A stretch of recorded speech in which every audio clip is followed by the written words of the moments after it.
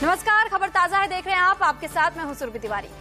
तो इस बुलेटिन की शुरुआत बड़ी खबर के साथ करेंगे। कोरोना के आंकड़ों में जो गिरावट दर्ज की गई है, इससे जुड़ी हुई ये बड़ी खबर आपको बता दें कि किस तरीके से अब 24 घंटे में जो आंकड़े सामने आ रहे हैं वो दरअसल 2,34,084 नए केस का बताया जा रहा है।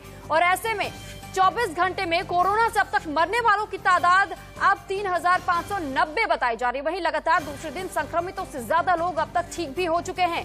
तो देश में कोरोना का रिकवरी रेट खास तौर पर गौर करने वाला है, क्योंकि 86.71% ये बताया जा रहा है। तो रिकवरी रेट देखिए, जहां आंकड़ों में गिरावट दर्ज की जा रही है तो वहीं रिकवरी रेट में इजाफा दर्ज किया जा रहा है। ये बड़ी जानकारी आपको दे रही है कि 24 घंटे के आंकड़े ये आपके सामने रख रहे हैं।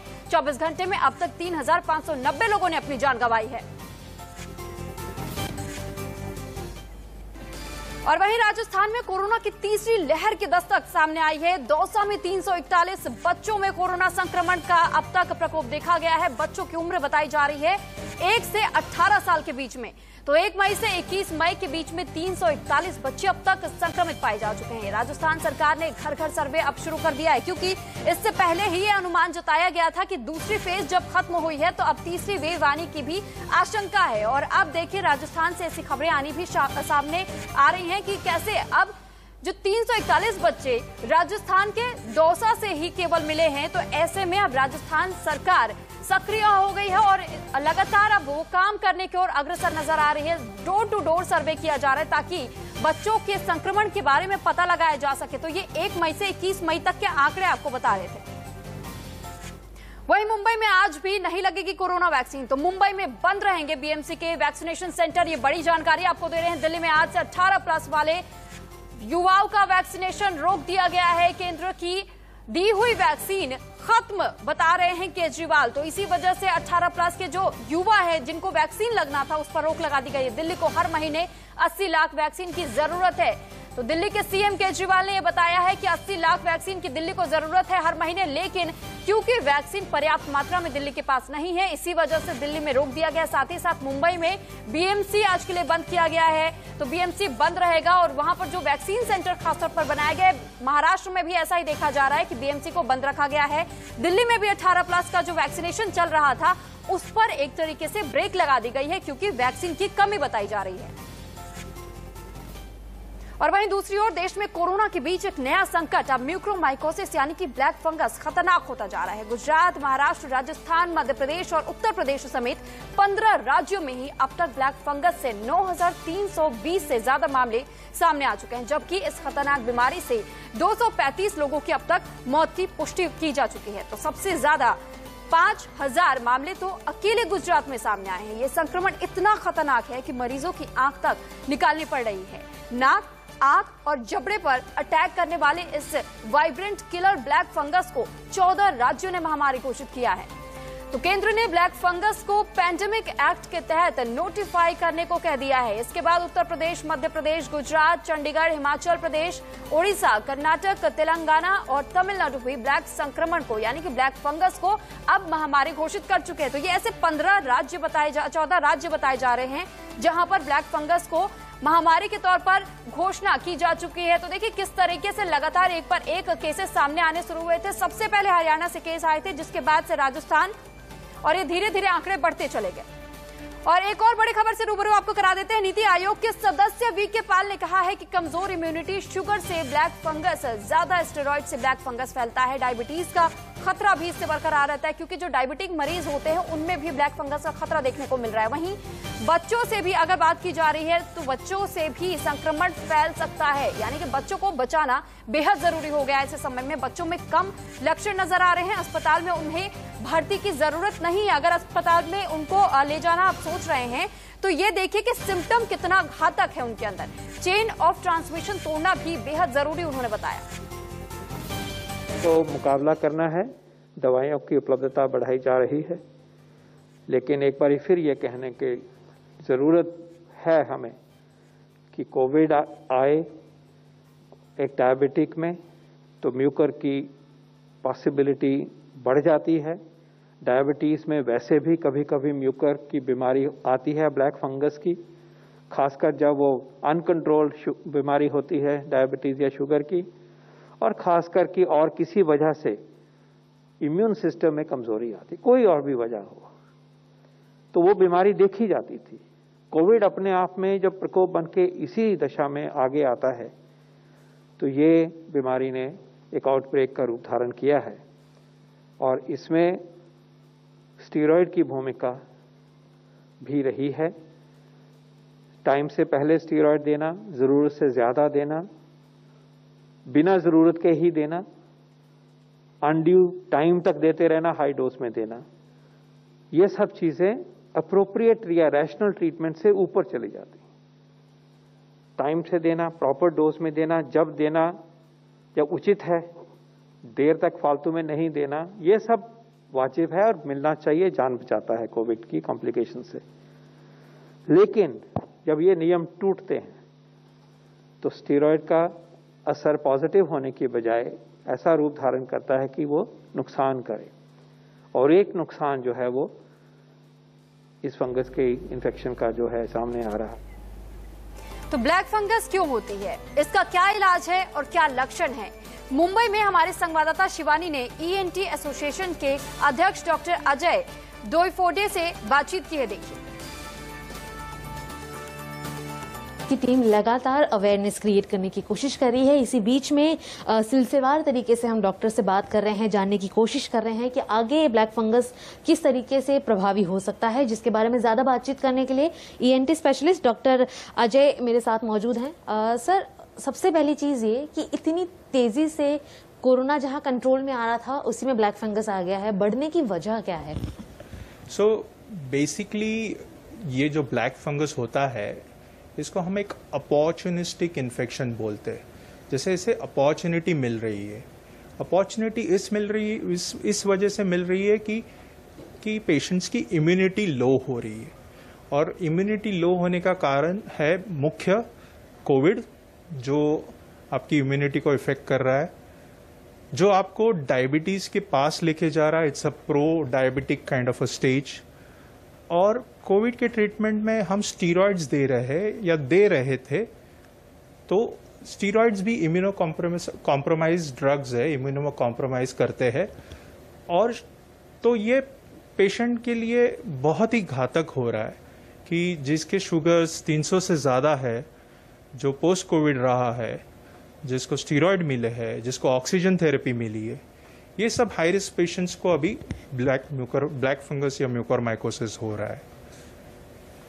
इसके अलावा सर ये जानना चाहेंगे कि जिस तरह से आपने अभी बताया कि दवाइयों का एक्सेसिव यूज, लेकिन अभी जो इस पर दवाइयों का इलाज होगा जो हमारे पास फिलहाल अवेलेबल नहीं है, तो कैसे जो इसके इस्तेमाल में ड्रग्स या इक्विपमेंट्स आएंगे इस्तेमाल में, वो किस तरह से ट्रीटमेंट को आसान करेंगे लोगों? ब्लैक फंगस के ट्रीटमेंट में सबसे पहले होता है सर्जरी, जिसको हम बोलते हैं डिब्राइडमेंट ऑफ डेड डिवाइटलाइज्ड टिश्यू। ये एक प्रकार का गैंग्रीन जैसे होता है, तो ये फैले नहीं तो हम जो अनवांटेड या डेड पार्ट्स है उसको हम सर्जरी से क्लीन करते। फिर इसके बाद जो बचा हुआ है या जो वापस फ्लेयर अप हो सकता है, उसके लिए हम एंटी फंगल इंजेक्शन देते हैं, जिसका नाम है एम्फोटेरिसिन बी। फिलहाल देश भर में ये आउट ऑफ स्टॉक है, बट इसको जल्द से जल्द लोकल, स्टेट और सेंटर से गवर्नमेंट बहुत ही फास्ट ट्रैक करके इसको अवेलेबल कराने की कोशिश कर रही।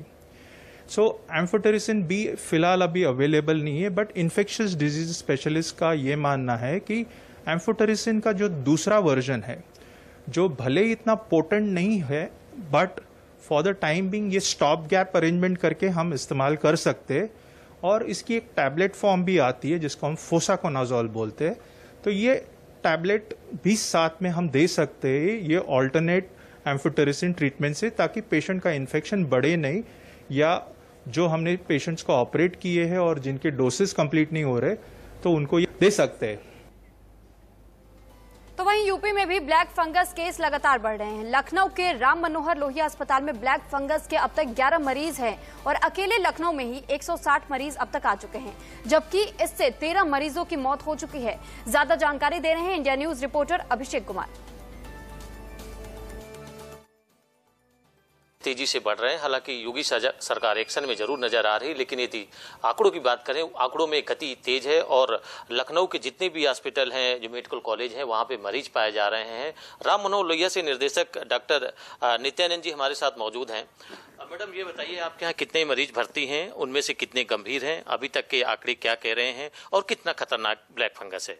जी, अच्छा, तो हमारे राम मनोहर लोहिया इंस्टीट्यूट में इस समय 11 ब्लैक फंगस के पेशेंट्स एडमिटेड हैं और ये महत्वपूर्ण चीज है कि सभी 11 डायबिटिक हैं और डायबिटीज इन पेशेंट्स में बहुत ही इम्पोर्टेंट प्रीडिस्पोजिंग कॉज है ब्लैक फंगस के लिए। ब्लैक फंगस में जैसे ज्यादातर लोगों को जानकारी होगी कि मोर्टालिटी जो होती है, मृत्यु की संभावना काफी हाई होती है और इसमें बहुत ही अर्ली ट्रीटमेंट देना जरूरी होता है।